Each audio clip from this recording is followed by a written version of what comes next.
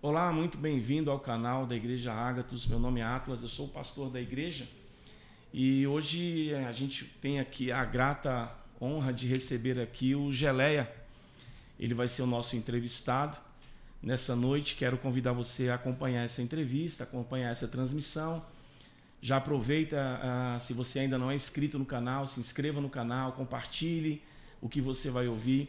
Aquilo que nós vamos tratar aqui, comentar aqui, certamente vai ser útil para você em alguma medida.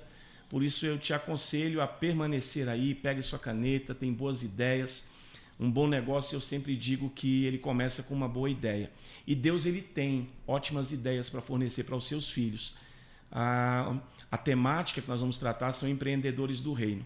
Então quero aqui agradecer a presença do Geleia, agradecer pelo seu tempo, agradecer pela sua aceitação em estar conosco aqui. Para a gente é uma grande honra aqui da Igreja Ágatos e eu sei que vai ser de muito grande valia a sua estadia aqui, tem muita bagagem aí, tem muito ensino aí para a gente. Eu queria que você começasse se apresentando, seu nome, enfim, quem é o Geleia. Legal, bom, primeiro privilégio, prazer estar aqui. Estou encantado com a estrutura de tudo que eu já vi por aqui, com o trabalho nos dias atuais, né, tão difíceis. Bom, quem é o Geleia, né? Porque existe o Geleia e existe o Alexandre. É muito louco isso, eu tenho que dividir às vezes.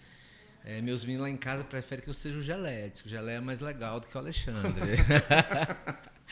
Mas eu sou o Alexandre, tenho uns 51 anos, sou casado com a Kátia, pai do Júnior, do Luiz, do Lucas, da Elisa. Eu tenho que pensar, que senão eu esqueço, né? São muito. Sou pai de 4 filhos, filho do seu Gerson, filho da dona Cleide, que já estão com Deus, já foram embora. Tenho 8 irmãos e eu já começo sempre falando deles nos locais que eu vou. E eu vou tentar não esquecer o nome de nenhum, porque se eu estou aqui hoje, cara, meus irmãos faz parte de toda a minha história, a coisa mais incrível do mundo. Então, sou irmão da Avelina, do Carlos, da Adriana, da Natália, do André, da Ana e da Daiane. 7, eu não esqueci de ninguém. Não esqueci de ninguém. Então, esse é o cara. Atualmente empresário, empreendedor. Não, empreendedor, não gosto desse nome, empreendedor. Porque, olha que doideira, né? É porque o empreendedor, eu fui empreendedor. E tem muita gente que passa 10, 20, 30, 40, 50 anos sendo empreendedor.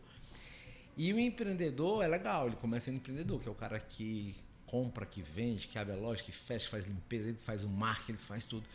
Mas se ele passa muito tempo nessa, aí vai a primeira dica aqui, ó. Se você tem Fica atento. Muito tempo que você é empreendedor, você não é empreendedor, você é escravo do seu negócio. E aí eu não gosto muito dessa palavra. Então eu sou empresário e eu sempre costumo dizer para as pessoas o seguinte: queira ser empresário. Então atualmente sou empresário no ramo de hambúrguer alimentício. Sou empresário no ramo educacional, porque hoje eu dou mentoria, eu dou curso, eu dou treinamento, dou aula, então tecnicamente eu estou no ramo empresarial de ensino, de educação, e estou indo para o ramo de saúde agora. Vou empreender no ramo de saúde. A gente engorda o povo lá com hambúrguer e vamos emagrecer o povo agora nas academias.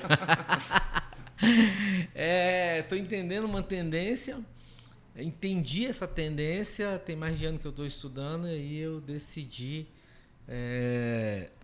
empreender no ramo de academia. Estou muito empolgado e já começo dizendo que a gente vai falar sobre isso, sobre ideias, sobre insiders. Aí os caras, eu tive ideia, eu tive insiders. E aí eu costumo dizer que eu sou um privilegiado.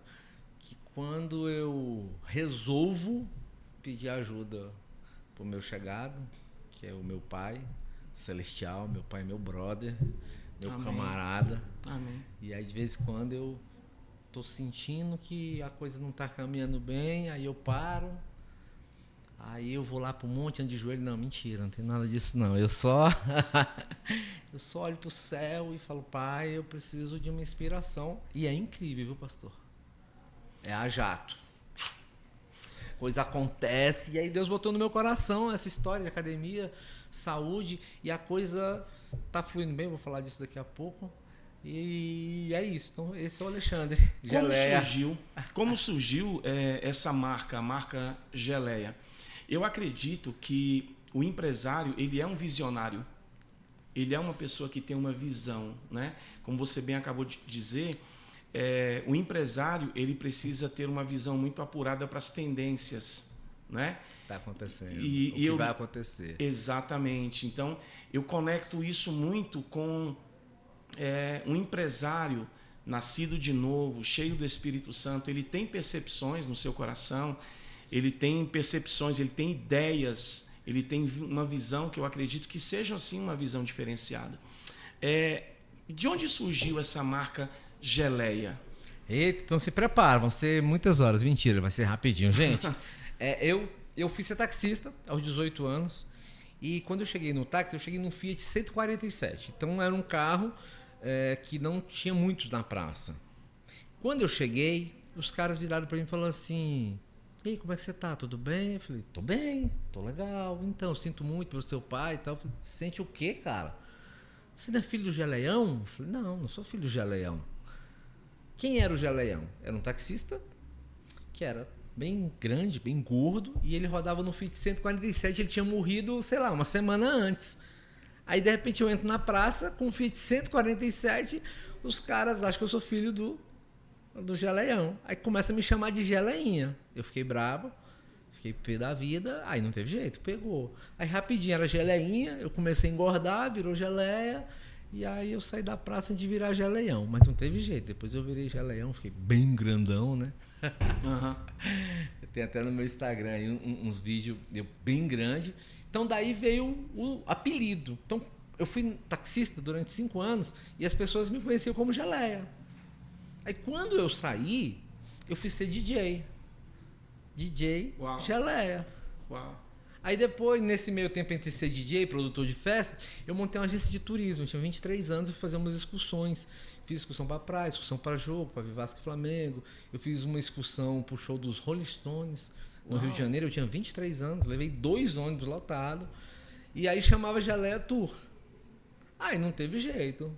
Quando ali, 29 anos, que eu fui empreender, que eu fui começar o cachorro quente, cara, não tinha outro nome, né? Dog do Geleia.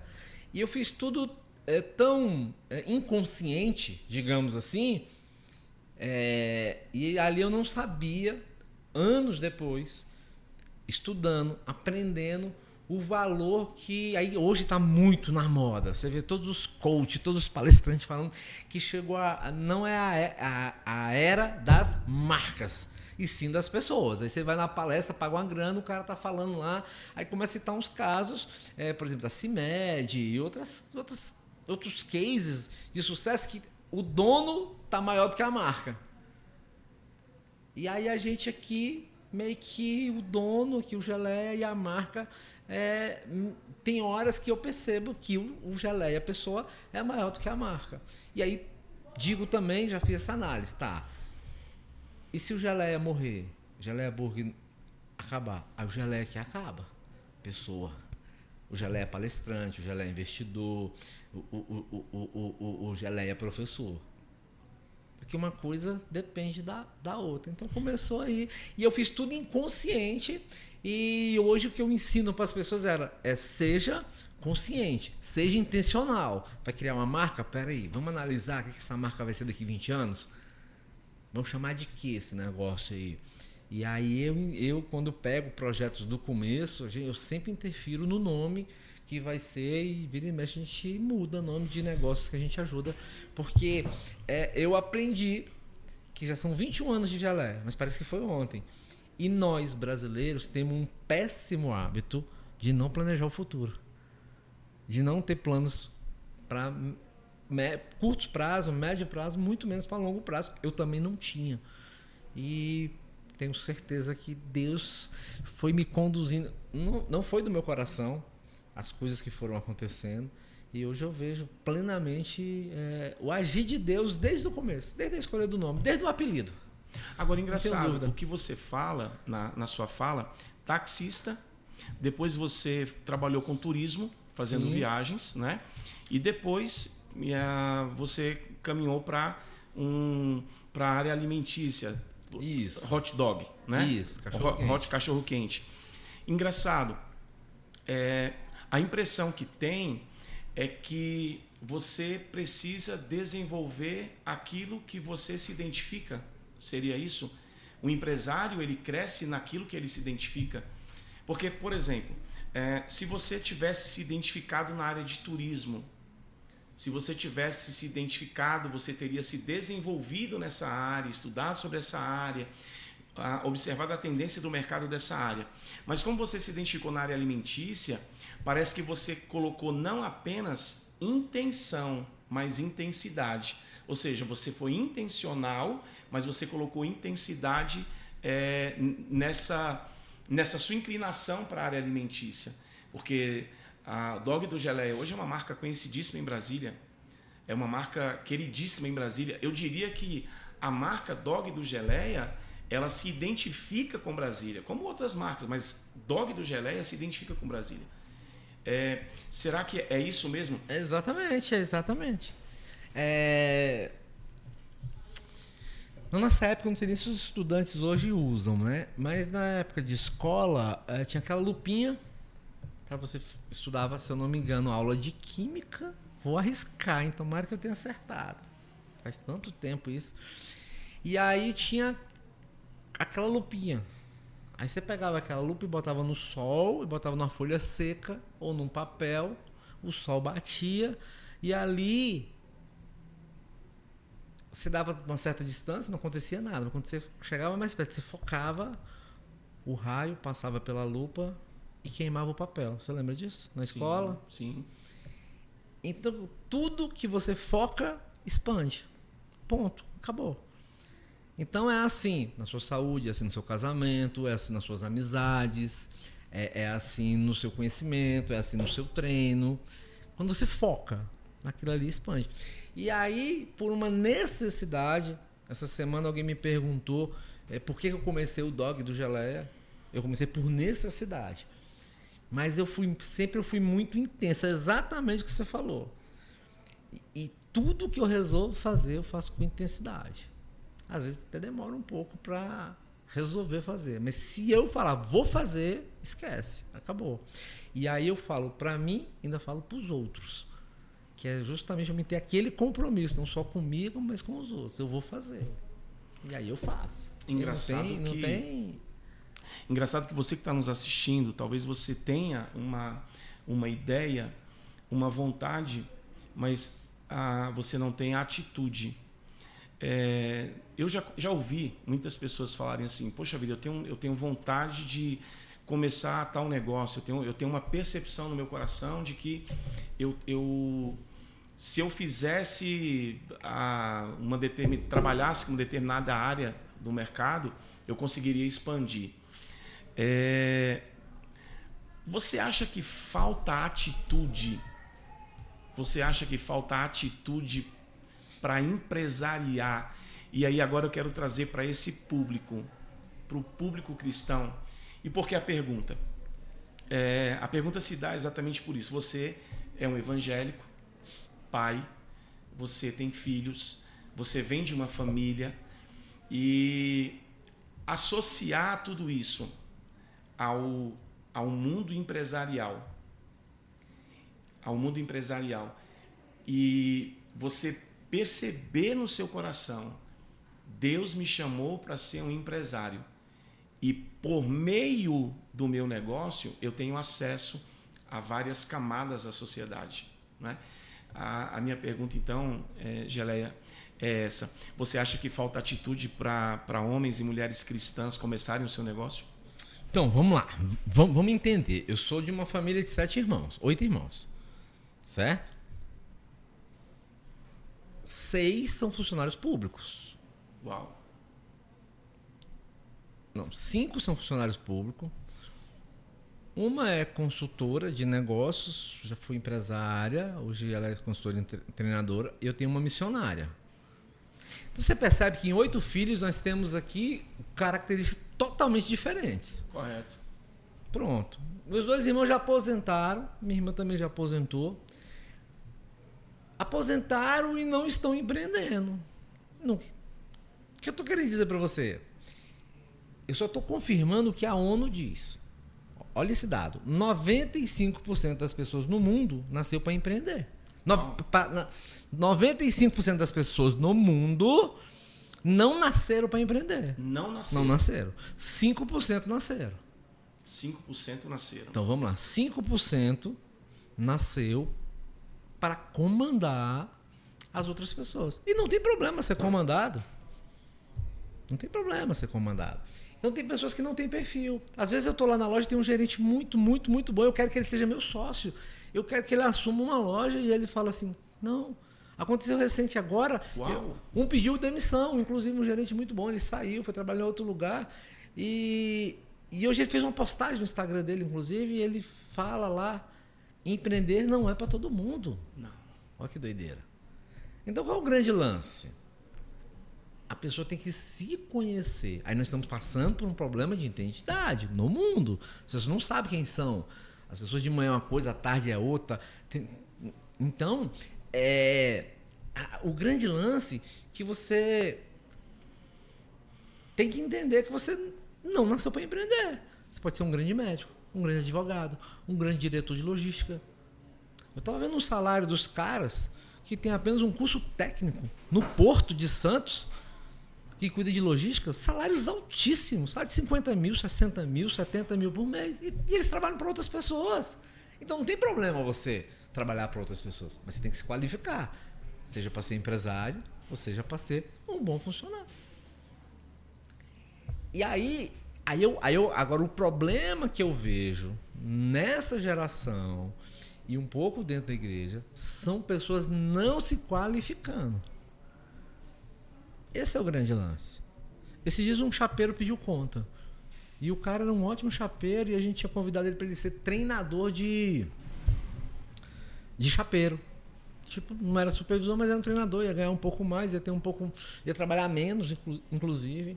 E aí ele falou assim, rapaz, eu gostaria muito, mas deixa eu te falar, eu tô me formando. Eu falei, que formando? Eu fiz um curso técnico, né? De 2 anos. Tecnólogo de 2 anos, na área de informática e tal, cara, eu já arrumei um emprego, um estágio. Eu tava estagiando, falei assim, cara, como é isso? Que hora você fazia isso? Não, eu fazia o estágio de manhã, estudava à noite, as aulas eram online, e eu tava no estágio, agora eu vou ser contratado, cara, e eu vou ganhar lá 15 mil. Eu vou... Cara, chapeiro. Tá entendendo? Pai de família, casado, ele arrumou um tempo e se qualificou. E foi pra outra área. Eu tenho um caso muito interessante, eu sempre falo dele, Fabrício. Ele veio do Piauí, o pai queria que ele fosse médico, isso tem uns 20 anos atrás, assim que eu comecei. E o pai queria que ele fosse médico, e ele não queria ser médico de jeito nenhum. Ele sequer queria estudar, ele tinha 18 anos. Eu sei que ele veio para Brasília, o pai ainda bancando, meio que brigado com o pai, trabalhou comigo 6 meses. 6 meses ele saiu e falou, cara, essa vida não é para mim, eu vou estudar. Eu vou me qualificar. Se eu não me engano, ele passou em 13 concursos. Uau! E a gente continua tendo contato até hoje, porque pelo meio do caminho, ele começou a namorar com uma moça que fazia enfermagem, com a Kátia, minha esposa. Beijo, meu amor, não pôde vir. Ela fez faculdade junto e eles começaram a namorar, mesmo ele... Enfim, atualmente ele está no Senado, é advogado, não foi médico, como o pai quis. Olha que doideira, o pai queria que fosse médico. Ele queria empreender. Aí ele veio, trabalhou comigo e falou, isso não é pra mim, eu vou estudar. Agora ele tem 41 anos, a gente conversou recentemente, tem 6 meses. Ele quer empreender, quer voltar pro Piauí e cuidar. O pai tem umas terras e o pai tem plantações de banana e ele acha um absurdo o pai dele vender a banana verde lá a preço de banana. E aí na cabeça dele ele quer montar uma indústria dentro das terras, lá da chácara, fazenda, não sei exatamente o que é. Pra quê? Pra gerar valor. Olha que doideira. E hoje ele pode. Primeiro, o pai tem certa condição, tem uma estrutura, e ele agora está um workshop atrás do outro, um treinamento atrás do outro, me procurou o Sebrae, está se preparando para ser empresário. A esposa dele já é funcionária pública, mas já atua, está abrindo uma clínica agora, mas enfim,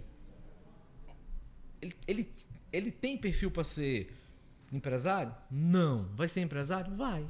Por quê? Tá buscando conhecimento. Então, na sua opinião, a qualificação é uma... A qualificação, ela pode abrir oportunidade.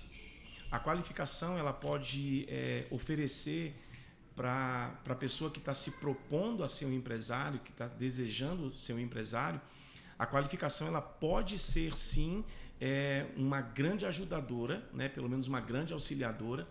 O cara já começa com uma grande vantagem quando ele se qualifica. Exatamente. Então, o oposto disso também é verdadeiro. Isso quer dizer que se você quer ser um empresário, se você quer empresariar e você não se qualifica naquilo que você deseja fazer, você está se auto-sabotando. Então, se você quer empresariar, você precisa aprender que qualificação não é uma opção, é uma necessidade. Sabe, eu olho para a história de José,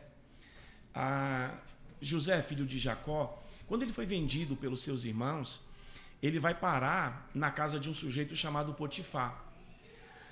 A Bíblia diz que ele gera uma confiança no seu patrão ao ponto de ter a administração da sua casa. Ele era o responsável dessa administração. Ele era o responsável. Ele era o gestor. Ele era o gestor dessa casa. E aí acontece o que a gente já conhece, ele vai parar na prisão, só que na prisão também ele é o gestor da prisão, né? Ele ganha essa confiança de quem era até então o líder, o carcereiro Mó. Ele ganha a confiança, quando ele ganha essa confiança, ele passa a ser o gestor. E o engraçado é que quando o Senhor tira ele de lá, ele é chamado por Faraó para uma interpretação de sonho, né? E ele fala algo interessante.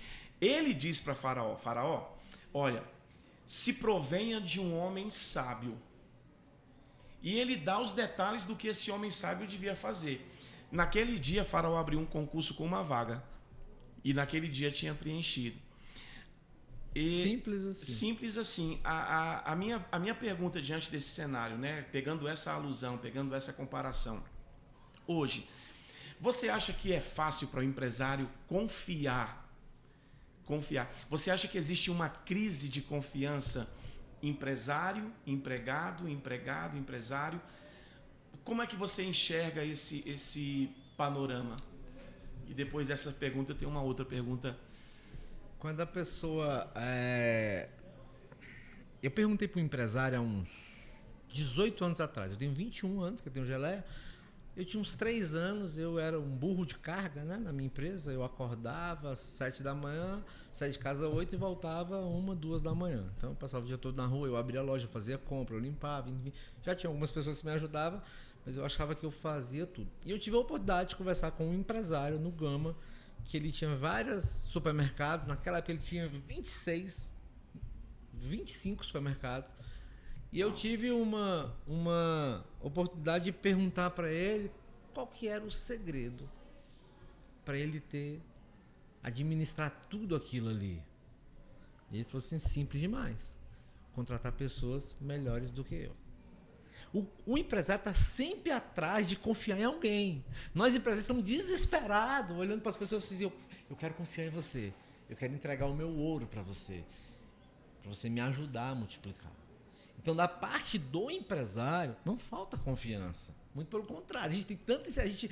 Toda vez que eu faço uma entrevista, toda vez que eu entrevisto um funcionário, eu fico gerando nele um valor para que eu falo: cara, esse é o cara que vai me ajudar nisso, naquilo, outro. Então, ele falou assim: cara, aqui a maioria dos meus líderes todos... Primeiro, eu não sou formado, eles são... Então aqui eu tenho vários advogados, vários contadores, vários gestores, todos eles mais sábios do que eu, mais estudados do que eu. Então não tem essa crise da nossa parte. O empresário está sempre desesperado atrás de entregar. Toma aqui, ó, pega o meu ouro, pega as minhas moedas e multiplica. Uau. Pega o meu talento e multiplica. Uau. Agora nós vivemos numa cultura brasileira aonde o lado de lá não confia na gente. foi criando, foi se falando, empresário não presta, empresário não vale nada, rico não presta. Então essas pessoas vêm conversar com você desconfiado. Várias pessoas a gente vai entrevistar, olha nos olhos dela, não olha no seu olho, ela olha para baixo. É um negócio assim. Então, respondendo a sua pergunta, não falta confiança daqui para lá, mas falta de lá para cá. Ou seja, é cultural. O empresário, ele deseja depositar confiança em quem é confiável. Então, se você... Eu acho isso muito interessante. O princípio da confiança, sabe? Eu acho isso muito bom. Eu quero muito acreditar nisso. Que o empresário cristão, ele tem desejo de fazer prosperar quem está perto dele. Porque se ele prospera quem está com ele. Se ele prospera, ele leva mais gente junto. Tem a família do cara, tem o filho do cara. Enfim, tem toda uma estrutura familiar que depende daquele cara que está trabalhando com o empresário cristão, né? E aí, a pergunta que eu faço para você, associada a essa ideia, né? A ideia do empresário cristão. É possível o camarada ser um empresário bem-sucedido como você é. Você é uma pessoa bem-sucedida. A sua marca, eu volto a dizer, é uma marca conhecida. Como empresário cristão, nesse meio empresarial, é possível que o empresário ele seja bem-sucedido e ele permaneça leal aos princípios e valores que ele aprendeu, recebeu do Senhor? E emendando essa pergunta, fazer com que essa lealdade ela seja visível, como você falou antes da gente entrar aqui no ar. Um empresário que ele é cristão bem-sucedido, ele fala muito mais do que Deus. Ele fez o pobre, ele não fez a pobreza. Deus ama o pobre, Deus não ama a pobreza, né? São coisas distintas. Bem diferentes. O amor de Deus para com o rico é o mesmo amor de Deus para com o pobre, mas não foi Deus quem criou a pobreza. Então, o desejo de Deus, segundo João diz, é que eu e você, todos nós tenhamos prosperidade em absolutamente todas as áreas da nossa vida. Então, essa é a minha pergunta. É possível o camarada ser bem-sucedido como empresário e continuar sendo leal ao Senhor? Se ele tiver tido uma conversão genuína, a resposta é sim, sim. Tudo vai depender da conversão genuína que ele teve. Você é pastor. Você já viu muita gente se converter? Já. Você já orou por muitas pessoas que aceitaram Jesus naquele dia. E você sabe exatamente quem teve com o tempo, disse para você quem teve uma conversão genuína e quem não teve.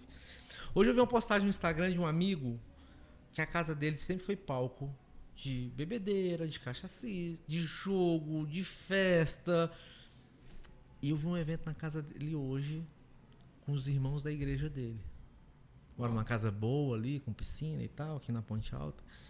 E esse amigo ele se converteu recentemente. Eu acredito... Ele conhece Jesus há muito tempo. Há muito tempo ele conhece Jesus. Porque a gente era jovem, andava na Batista, ele conhece a Jesus há muito tempo. Agora, recentemente, eu acredito que uns 6 meses para cá, ele teve, talvez um pouco mais, ele teve um encontro genuíno com Cristo. E quando eu vi hoje no Instagram, aí eu vi uma fotinha, aí eu sigo a igreja, a igreja postou e eu percebi que era um evento lá. E eu mostrei pra Kátia. A minha esposa falou assim, ele aceitou Jesus, uma conversão genuína. Cara, quem aceita Jesus de verdade, cara, ele não se desvia. Ele não se desvia. E se ele desvia, ele volta. E aí, quando a pessoa... Aí eu vou falar um pouco de mim e falar dos empresários cristãos que eu conheço vários. No primeiro momento, eu perguntei para meus funcionários, essa semana, eu fiz um treinamento com gerentes numa churrascaria, e eu perguntei para eles por que eles acham... Qual era a opinião deles em relação a eu e a Kátia ter começado a empreender há 21 anos atrás? Isso é tudo quanto é tipo de resposta. Menos o principal motivo. O principal motivo que eu e Kátia abrimos o dog do Geleia era única e exclusivamente por necessidade. Ah, não, era o propósito de gerar um monte de emprego, dar um monte de cesta básica, ajudar. Não. Era necessidade que a gente tinha, porque nós tínhamos um emprego, onde nós não éramos concursados, onde a gente sabia que qualquer hora a pessoa o político que deu aquele cargo pra gente ia trocar a gente ali, que é normal no serviço público, quem não é concursado. Era cargo de confiança. Cargo de confiança. E a gente sabia que ia levar um pé na bunda, porque o dia que nós entramos no lugar de alguém. Alguém levou um pé na bunda. Uhum. E sabíamos que o futuro ia chegar a nossa vez. Era uma conversa que a gente tinha. E nós precisávamos casar. A gente namorava, eu tinha me convertido, a gente marcou data de casamento, então nós começamos o Dog. Era exclusivamente por necessidade. E aí, as necessidades foram mudando até que chegou um ponto que a gente descobriu um propósito no nosso negócio. E quando foi isso? Foi quando sobrou muito dinheiro? Não. A gente começou a ter um orçamento, começou a pagar as contas. E aí eu que aprendi, presta atenção, hein? Eu, minha família, meus irmãos, nós aprendemos a ser doadores com o meu pai que não era crente. Uau. O meu pai não deixava a gente ir para a igreja. A gente fazia uma filinha, ele colocava a mão no bolso e dava uma oferta para cada um. A gente ia para a igreja, nenhum dos filhos ia para a igreja sem oferta. Princípio. Sem ofertar. Na minha casa, meu pai fazia compra de fardo, de arroz, de feijão, de farinha. E aí meu pai separava uns saquinhos pequenos ali, sei lá, eu não sei quantas gramas tinha, se era 100, 200, meio quilo.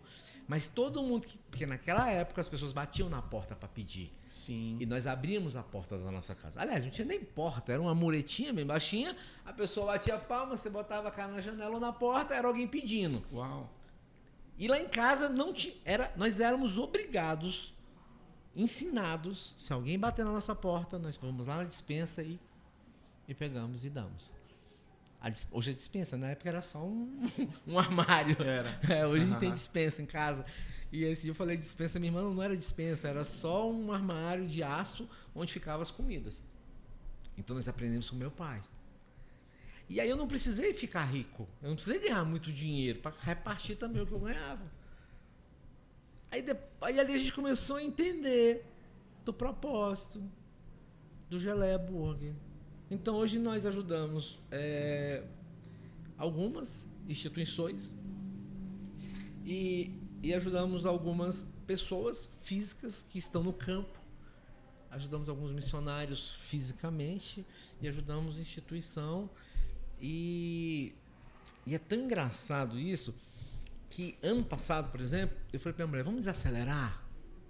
Vamos vender esses negócios tudo, vamos criar um dinheiro, nós vamos aplicar X, vamos ter uma renda e vamos viver mais tranquilo.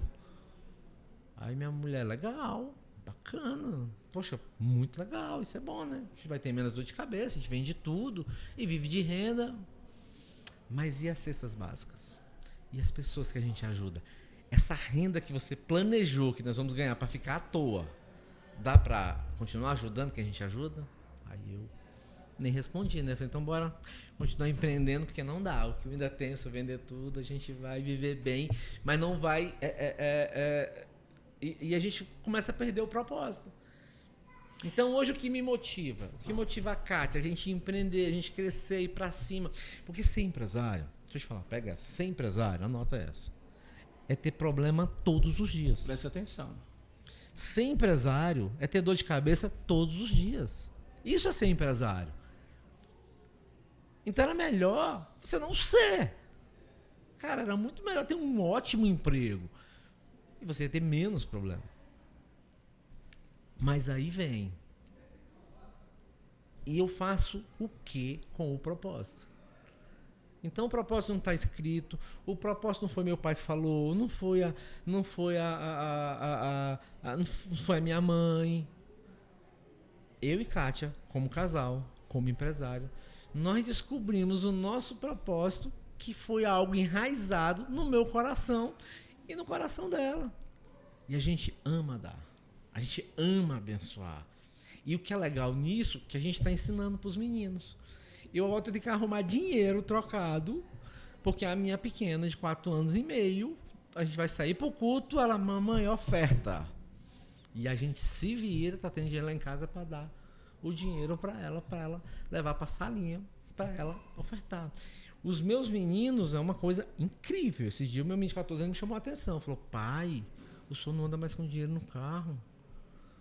Porque eles cresceram vendo eu parar em qualquer estacionamento e ver qualquer vigiador de carro e eu tomo. Você tá bêbado, você tá drogado, você dá... Enfim, não importa. Porque meu pai ensinou pra gente, porque a gente não dá para receber. Meu pai não era crente, eu volto a repetir. Meu pai tinha um princípio. Uau. E aí, meu pai dizia pra gente o seguinte, você não dá para receber, você não faz barganha com Deus. Você dá porque você já recebeu. Se você está dando é porque você já recebeu, já está na sua mão. E aí a gente aprendeu isso dentro de casa e meus filhos estão aprendendo vendo eu e a mãe fazendo a mesma coisa. Então, assim, às vezes a gente esquece, não leva o dinheiro para a igreja na hora do culto da oferta, mas aí aparece lá o QR Code do Pix, aí... Meu menino do lado fala assim, ei pai, inclui aí a minha oferta no seu. Eu falei assim, não, eu vou fazer um Pix pra você. Você vai pegar o seu celular e você vai mirar e você vai. Aí tem dia que eu mando R$100. Aí, uai, eu vou dar só 50. Eu, hã?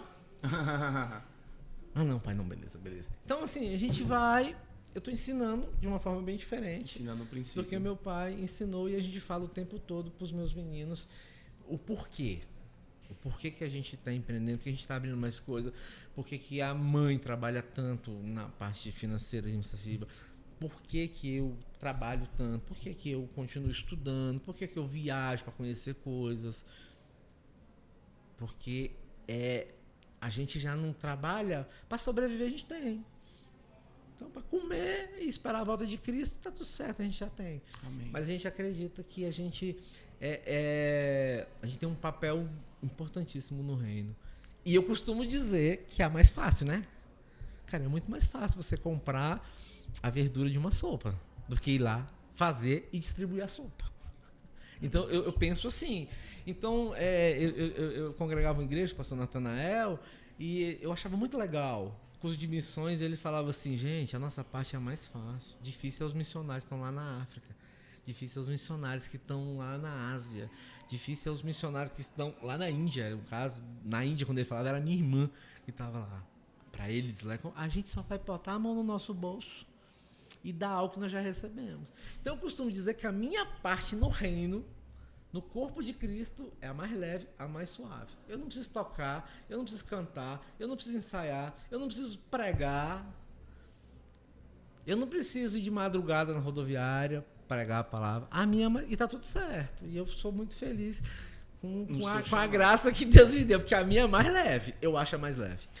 É por isso que você que tem desejo de ser empresário e de repente você tem meio e fala, não, mas esse meio, ele é um meio que se corrompe, ou é um meio que se corrompe, ou que corrompe a gente muito fácil. Eu vou te dizer algo. Se o seu coração é do Senhor, o seu bolso também é ele. Se o seu coração é do Senhor, a sua empresa também é dele. Quando você é nascido de novo, os seus valores mudam. Os seus valores mudam. Os seus princípios, aqueles que são bons, eles são potencializados. Aqueles que não estão alinhados com a palavra de Deus, o Senhor vai dizer, ó, descarta esse princípio que não vai te ajudar em nada. E uma coisa que eu acho interessante, sabe, nessa sua fala, a palavra generosidade, sabe? A palavra generosidade, ela se encaixa muito bem na vida de um empresário bem-sucedido. A Bíblia relata a história de um rico que ele prosperou mais do que ele precisava. A Bíblia fala que a colheita dele foi tamanha que o celeiro dele era pequeno para comportar toda a colheita dele. E ele fala algo interessante, ele diz que ia derrubar os celeiros dele para construir outros maiores, para acomodar para ele tudo que era dele. E aí o Senhor faz uma pergunta para ele dizendo assim, louco, se esta noite pedirem a tua alma, o que tu tens preparado, para quem será?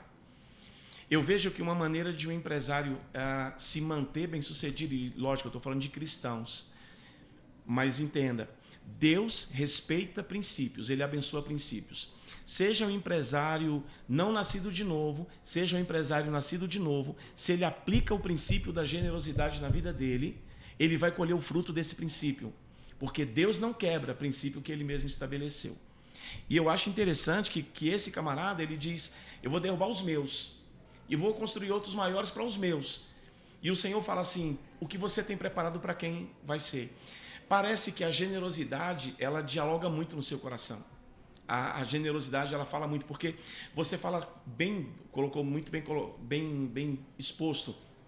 Olha, para viver eu tenho, mas se eu estanco essa fonte, correto? Se eu estanco essa fonte, será que eu não vou estancar também o propósito?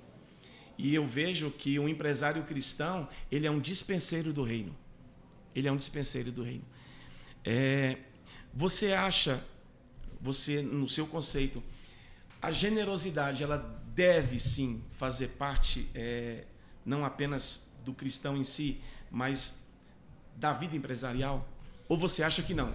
A maneira que o cara tem melhor é assim, não, ele precisa aplicar tudo que ele ganha na empresa dele. Ele deve aplicar, deve centrar tudo na empresa dele. Qual a sua opinião? Hoje eu convivo com muitos empresários bilionários, milionários. Pessoas assim com muito dinheiro. Os que eu estou próximo, conheço, não são cristãos, não frequentam uma igreja, mas eles têm uma característica em comum, eles são generosos. Pronto. Eles são generosos. As pessoas que não conhecem falam horrores, falam coisas que não... Mas você falou agora sobre potencializar. Se o cara é um pobre, miserável, murrinha, digamos assim, esse cara ele fica rico, isso não vai mudar. Não. Você pode ter certeza, isso não muda. Acabou. Agora, isso vem de dentro. Isso vem de dentro. O ambiente empresarial atual, de curso, de treinamento, de palestras, às vezes um pouco fora do contexto. Que às vezes eu não concordo. Eu fui numa palestra em São Paulo de um americano, não sei falar o nome dele, mas o nome do livro dele é bem famoso, chama Os Segredos da Mente Milionária. Eu li o livro, achei bem legal, Os Segredos da Mente Milionária. Aí eu fui na palestra do cara. E aí o cara ensina, é best-seller esse livro, segundo os caras, diz que é livro de cabeceira. E eu tinha esse conceito também até ouvir o cara falar. Uau. O americano lá. Aí o cara que escreveu o livro, não sei das quantas lá o nome do cara lá. Aí ele começou a palestra dele lá, eram 3 dias de treinamento. E ele separou uns potes. Muito interessante a dinâmica. Separou uns potes. E ele fala o que a pessoa tinha que fazer com o dinheiro dele.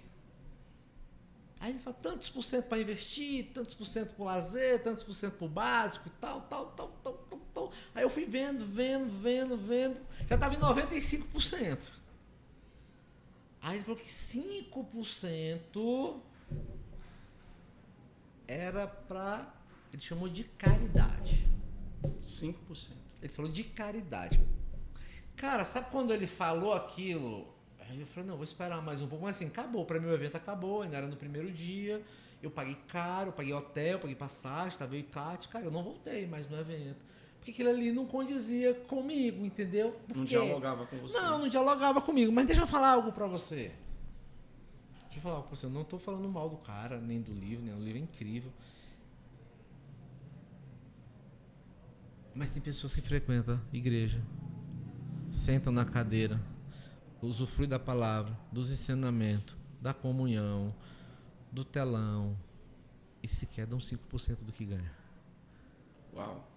Você está entendendo o que eu estou dizendo? Então é princípio. E aí 5% de R$1.000 para caridade é R$50. Agora 5% de 1 bilhão, de 1 milhão. Você está entendendo o que eu estou falando? Não bateu no meu coração porque assim, eu sou o cara que dízimo você devolve e oferta, você oferta por amor e é ilimitado, né? Então, para mim é essa base. Quando o cara vem dizendo que você separa 5% ainda para caridade e ali ele já começou a ensinar que isso era legal para os negócios, aí foge totalmente. Quem me segue no Instagram vai ver uma postagem minha sobre um dos... eu ajudo vários projetos o ano inteiro. Tem um que eu posto, que eu acho bem legal, que é a cartinha do Papai do Céu, que eu dou lá 1000 hambúrguer, mas tem evento no meio do ano que eu dou 2000 hambúrguer, eu sequer eu posto. Mas o da cartinha do Papai do Céu eu acho bem legal, e aí eu posto. E também não tenho nada contra quem posta o que faz. Mas para mim é tão natural ser dizimista e ofertante e participar de vários projetos sociais, que se eu fosse divulgar tudo isso, meu Instagram só tinha isso, né? E aí eu não gosto. Eu gosto de mostrar mais quando eu era gordo, eu gosto de mostrar os hambúrguer que eu faço, eu gosto de mostrar minhas lojas e tal, enfim. Então, não tem espaço para mostrar. Mas é cultural. E aí nós vivemos um momento onde a internet ela ajuda em algumas coisas, o reino, né? E outras coisas atrapalham demais, né? E aí pega um corte, pega a fala do cara ali, enfim, a gente não vai entrar nesse mérito, mas até porque a gente está aqui para falar de mim, né? Então, e aí quando eu vou dar um treinamento, seja o que for, eu falo da parte social. Quando a pessoa é como tudo na vida, você aprende a gostar de estudar, aquilo vira um prazer imensurável. Você aprende a gostar de fazer academia, treinar.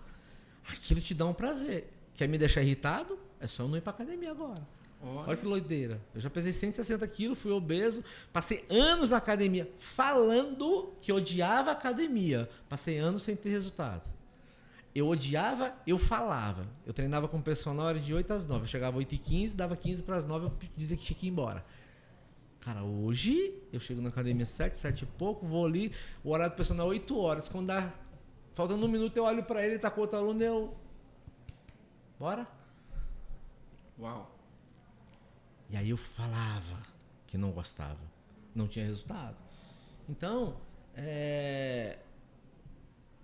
quando a gente fala do empreendedor do reino, cristão, eu acho que tem que ser muito natural. É o que o coração dele sentir, entendeu? E também se não sentir não tem problema nenhum. Se ele porque um empresário cristão que quer só para ele, uma coisa ele não é cristão. Porque o que é ser cristão? É seguir a Cristo, é ser igual a Cristo, semelhante a Cristo. Então, pronto, acabou-se, né? Então a gente... essa é mais ou menos assim. E para mim é muito leve e suave. Geleia, e essa é a nossa última pergunta, você vai ter 2 minutos para você fazer essa consideração. Qual é o seu conselho para quem quer empresariar? Cara, olha que loucura, ó. Eu vou demorar mais de 2 minutos, mas presta atenção.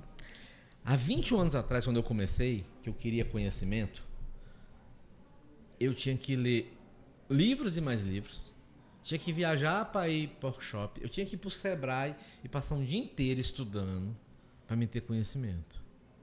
Quer ser empresário? Cara, hoje tem uma coisinha chamada ChatGPT.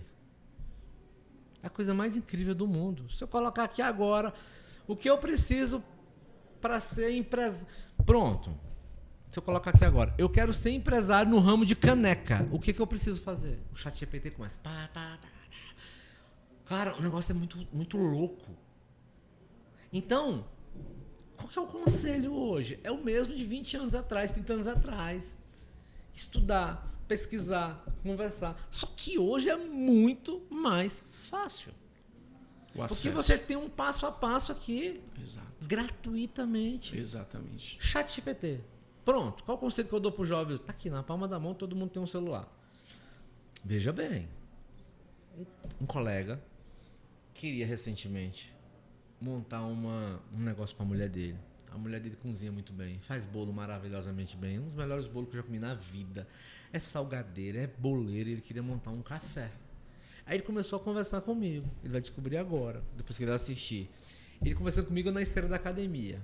Aí eu fui lá no ChatGPT, o que eu preciso para abrir uma cafeteria? Aí eu fui falando para ele, cara, aí eu fui fazendo copiando e mandando para ele. Copiando e mandando para ele. Nós passamos um sábado inteiro conversando. Sabe o que ele fez? Desistiu. Falou assim, tu é doido, isso é trabalho demais. Eu tenho que estudar tudo isso. Eu falei, cara, você tem que estudar tudo isso. Aí lá pela Santa eu mandei uma imagem, eu vou te mostrar aqui daqui a pouco. Mandei uma imagem que seria a cafeteria, a loja de bolos da esposa dele. Mandei para ele. Quem fez? O ChatGPT. Se eu disser que foi um arquiteto, ele vai acreditar. Se eu mostrar para você e disser que foi um arquiteto, você vai acreditar que foi um arquiteto que fez. Fez em 2 minutos aqui. A imagem demora mais um pouquinho no ChatGPT. E aí eu fui mandando para ele. Eu vou te mostrar a conversa aqui. Ele falou, rapaz, isso dá pra gente não. Então hoje você tem a opção, inclusive, de você... Lá pelas tantas, o ChatGPT me perguntou quanto eu tinha para investir na cafeteria. E eu botei que tinha 150 mil. Aí ele fala para mim o que eu tenho que gastar, com o que eu tenho que gastar e quanto eu tenho que reservar para capital de giro. Uau! Cara, deixa eu te falar. Eu já paguei rios de dinheiro para ter essa informação. Eu cobro caro para dar essa informação como consultor, para ir no negócio do cara. E se o cara tiver grana para pagar um consultor, ele paga. Mas se ele não tem, dá para começar bem por aqui. Ó. Uau. Olha que doideira. Então, qual conselho que eu dou para quem quer empreender hoje? Escolha uma área. Ah, Gelecora, pergunta pro ChatGPT qual é a tendência. Esse dia me perguntou, você acha que eu devo trabalhar com o que eu amo? Eu falei, cara, eu amo só minha mulher. E porque eu decidi amar também. É uma decisão. Porque as lojas podem ir, os meus filhos podem ir, um já se foi, um tem 25 anos, com 22, falou, pai, vai morar sozinho. E eu fiquei brabo, e eu fiquei louco, como assim? E ele aprendi com o senhor. Eu sou seu com 18. Eu já sou homem, já dou conta de bancar a minha casa. Falei, você vai casar? Cara, não, vou casar agora não. Só quero ter minha independência igual o senhor teve a sua. Só que eu demorei, você com 18, você com 22, que eu criei um homem. Juninho, meu filho mais velho, é um homão. Mora sozinho, mora em Águas Claras, tem um carro dele, viaja sozinho, passou agora 20 e tantos dias nos Estados Unidos. Ó, não me pediu R$1 sequer. Muito pelo contrário, tem que trazer um monte de encomendas lá pra mim. Então, tem que fazer o que você gosta? Não. Então, o conselho que eu dou pra quem quer empreender, faça o que dá dinheiro, mano. Então tem a época de você vender jabuticaba. Tem a época de você vender... Não, manga não, que manga tem um ano inteiro. Milho agora tem um ano inteiro. Mas assim, eu aprendi com meu pai. Eu aprendi isso com meu pai. Que meu pai tinha a época de vender milho cozido. E tinha que meu pai parava de vender. Por quê? Porque não tinha um milho para vender. Simples assim. Quando o que tinha era muito caro, vendia de outro estado. Mas o milho da região só dava aqui naquela época. Então meu pai, na época do frio, a gente vendia coxinha, biscoito frito, lá na Comercial, lá no Oeste, com cafezinho.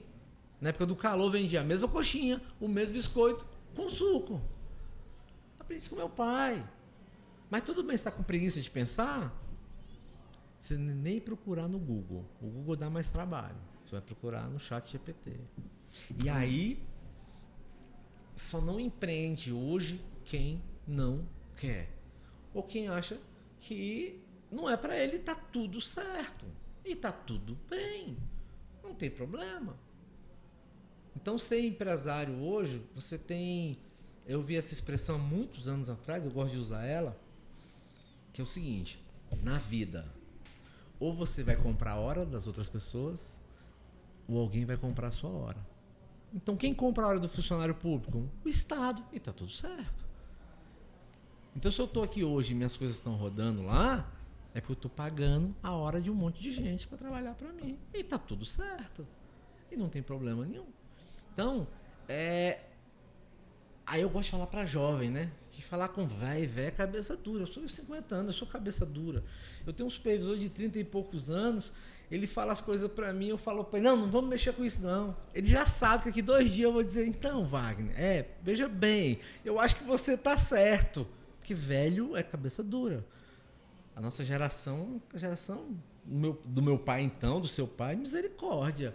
Ele dizia que essa parede aqui era vermelha, era amarela, acabou-se. Tava encucado. E acabou. Eu ainda sou assim ainda. Mas o jovem... Então eu gosto de falar para jovem, porque jovem muda de opinião. Esse dia me chamaram... eu já dei consultoria em empresa que os donos são mais de 50. É terrível, é terrível. Eles sabem das coisas e tal. Mas, para você jovem,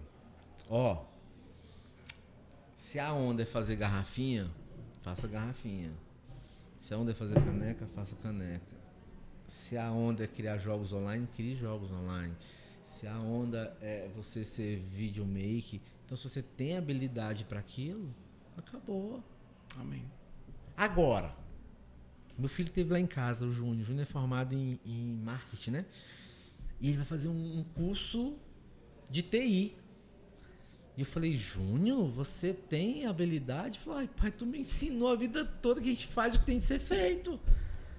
Cara, paga super bem, agrega no currículo. Eu tô pagando uma grana, tem uns programadores trabalhando para mim. Eu quero aprender esse negócio rapidinho, 2 anos.